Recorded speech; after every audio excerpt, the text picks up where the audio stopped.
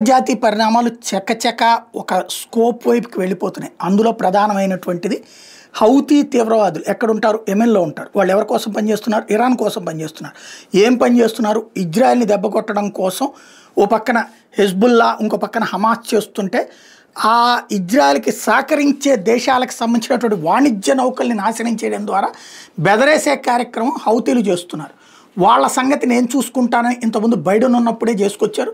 అయితే అమెరికాకి సంబంధించినటువంటి కొన్ని షిప్పుల్ని ధ్వంసం చేశామంటూ హౌతీలు కొన్ని వీడియోలు అవి పెడుతుండేవాళ్ళు. దాంతో సంతోషపడిపోయేవాళ్ళు. అయితే అమెరికా విజయం సాధించినా ప్రచారం చేసుకోవడం దానికి చేత కాలేదు. వీళ్ళ ప్రచారం ఎక్కువ ఉండేది.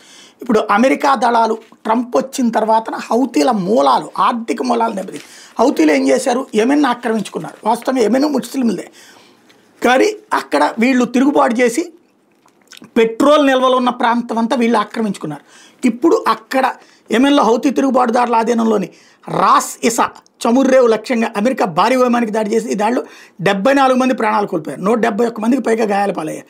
ఇప్పటిదాకా హౌతీల మీద అమెరికా నిర్వహించిన అతిపెద్ద దాడి ఇదే. గత నెల 15 నుంచి యెమెన్ మీద అగ్రరాజ్యం భారీ స్థాయిలో విరుచుకుపడుతున్న సంగతి తెలిసిందే. గురువారం రాత్రి నుంచి రాస్ ఇసా మీద అమెరికా యుద్ధమానాలు బాంబుల వర్షం కురిపించడం ప్రారంభించాయి.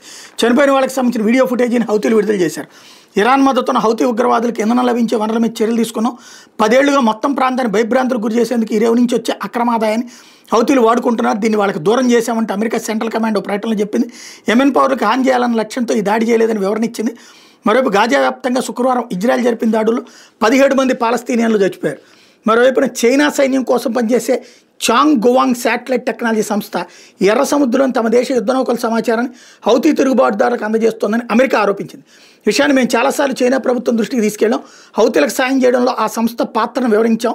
మా మాటలను డ్రాగన్ పెడజేవిని పెట్టిందని అమెరికా విదేశాంగ శాఖ ప్రతినిధి టమ్మీ బ్రూస్ పేర్కొన్నారు. ఈ ఆరోపణల మీద వాషింగ్టన్లోని చైనా దౌత్య కార్యాలయ ప్రతినిధి లియా పెంగ్యూ మాట్లాడుతూ తమకు విషయం మీద తగిన సమాచారం లేకపోతే ఎటువంటి వ్యాఖ్యలు చేయలేమని చెప్పుకొచ్చారు.